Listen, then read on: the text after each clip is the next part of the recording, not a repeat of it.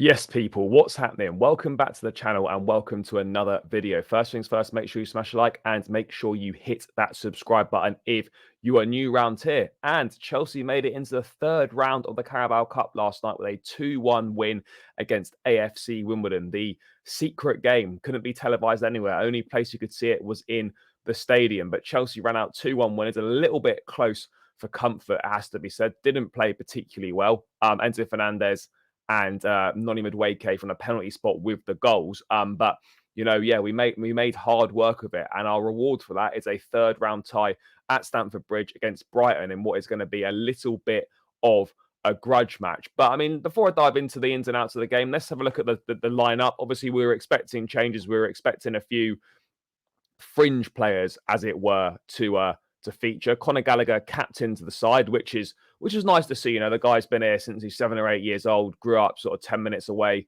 from Chelsea. And he had a really good start to the season, great preseason, as we know, and he deserved that. And I thought actually personally he did pretty well yesterday. But the team itself, it looked like it was a back four. They were struggling to work out what it was, but Disasi at right back, Cole and Bashir Humphreys in the middle, Cucurella left back, Diego Moreira getting his first start, Gallagher and Ugochukwu sort of in the pivot with Martin as a 10 and Madueke and Moreira either side of Mason Burstow. So yeah, and obviously some big hitters on the bench. And it's a side that, you look at it, yes, there's rotation, but it's more than good enough to beat AFC Wimbledon of League Two at Stamford Bridge. And we shouldn't have had anywhere near as many problems as we did. I mean, look, ultimately, you can sort of talk about the negatives of the game and how the first half was really poor and how certain players don't look like they're cut out to play for Chelsea. Certainly not right now. But ultimately, the aim of the evening was to get into the third round of the Cup. And that is exactly what we've done. And in the process of that, we've discovered that certain players aren't good enough to play for Chelsea. Diego Moreira, no disrespect to the kid, first start for the club, 18 years of age, came in from the Benfica B team on a free transfer.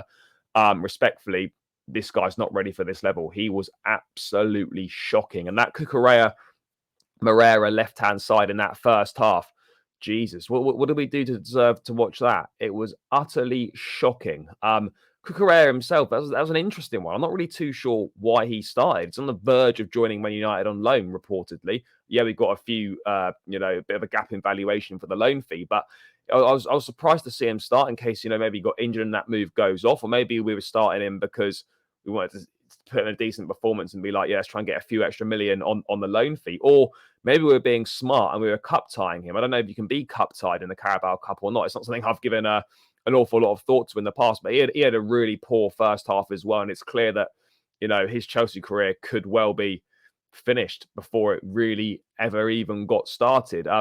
But in terms of bright sparks in the first half, I think Jamal, I'll be honest, I thought Ugochukwu was decent on his first start for the club in that midfield position. Did some nice things on the ball, some good tackles. Noni Madueke was a constant threat to the Wimbledon defence, highlighted by his run that won the penalty, which he then subsequently nicely converted. Martin looks okay in the 10. Ian Martin's an interesting one because obviously he's a left back. Well, if Cucurella goes, and he's going to have to be the backup left back, but Poch has not played him as a left back once. So yeah, it's an interesting one. Doesn't make too much sense to me in that respect that Poch maybe doesn't see him as a left back. So I'm not too sure what's going on there, but he did well in the 10. But I mean, if we go into the main talking point of the first half, and that was the Wimbledon penalty. It's a free kick that comes in. Robert Sanchez, I mean, obviously no VAR in operation. At the time, I thought, that's a little bit clumsy. It's almost like WWE style. He's come in and done like a bit of a Roman Reigns Superman punch. But, having watched it back, I think it's a shocking decision to give that penalty. I really do. And I really do think it was awful for that to be given. For me, he gets the ball. It's not like the Anana one up at Old Trafford right at the start of the season. Obviously, there's no benefit of the VAR or looking back. So I can understand, having only seeing it in real time, why the ref has come to that decision. But you look back at it and you think it's actually a poor decision to be made. But the penalty's given, there's nothing we can do about it. We go one down to Wimbledon, and you're thinking, oh no, surely not again. But we huffed and we puffed. The first half was shocking, as I said. But a great run by Madueke gets us the penalty. We go in level at half time. I don't like criticising youngsters, but Mason Burstow was poor as well. I know he made his Premier League debut at West Ham. Obviously, he scored in pre-season, but respectfully, right now he's not good enough to play for Chelsea on a regular basis or even a semi-regular basis. You know, there's levels to the game, and respectfully, Moreira, Mason Burstow, these guys aren't here. Bashir Humphreys, I thought, was decent. Again, not quite at the required level at this point in time, but I did think I thought he was decent in all fairness, but he wasn't the best. But you know, I think he'll go out on loan somewhere and he could develop into a decent centre back for sure. In terms of the second half, Nicholas Jackson comes on for Diego Moreira. No surprises there. Makes a big difference. Just that energy, that pace, runs the channels. He's a handful. Nice flicks, nice tricks. Didn't get on the score sheet, but he certainly impacted the game in a really positive way. In the second half, we were in the ascendancy. And in fairness, you know, other than obviously Wimbledon getting that penalty, they didn't offer very much at all. Yeah, a couple of half moments here and there in the second half, but we were very much in the ascendancy. It's just our finishing was letting us down like it normally does. There were numerous chances that passed us up, forced the keeper into a few decent saves, but unfortunately, we had to call on the big guns to get the job done. We had to call on Enzo Fernandez from the bench. We had to call on Malagusto from the bench. We had to call Moises Caicedo from the bench as well. And ultimately, you know, you could say, oh, it's embarrassing we've had to call on those guys, but that's why you have a big squad, and that's why, you know, you always name a few big guns on the bench just in case, because you never know what's going to happen in these cup ties, particularly English cup competitions, lower league opposition. You know, these things have a funny way of throwing up some interesting challenges, to say the least. But yeah, look, we got the job done. There's not really too much more that can be said about the game. I don't look positives, as I said. Enzo Fernandez, superb when he came on. First goal for the club, brilliant. Yes, he missed an open goal at the end, not ideal, but the game, luckily, that didn't cost us in any way. Madueke was great as well. You know, constant threat, taking players on direct, nice touches, nice flicks. Yes, it's only League Two, but you know, you can only play what's in front of you. So I was impressed by his performance. Him and Enzo were the two that stood out. Yes, Jackson made a huge difference as well.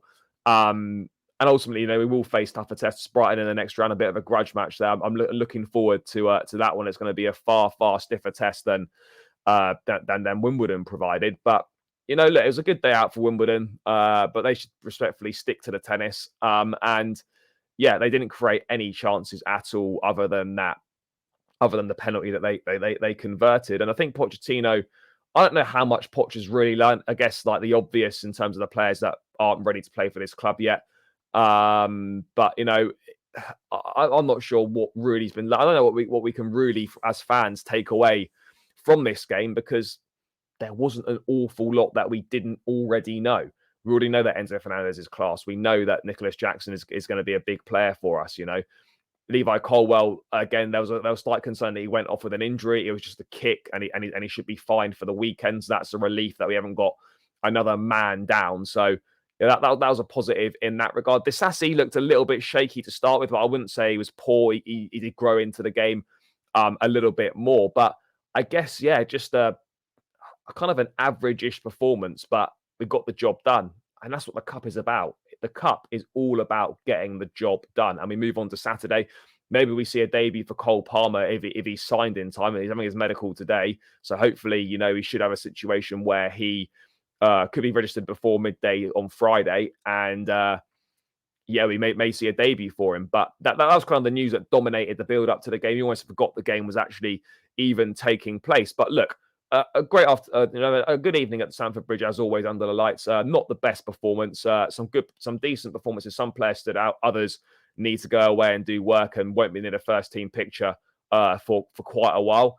And we're into the next round of the cup, and that's the most important thing. And you know, the quest for the Carabao Cup is still on. I think we should be taking this competition very seriously. There's no excuses not to. We haven't won domestic silverware since 2017, and this represents the first opportunity and probably the easiest opportunity to get our hands on a trophy. So, yeah, let's continue to take this seriously. Brighton in the next round, on to Forest on Saturday. Enzo Fernandez, baller.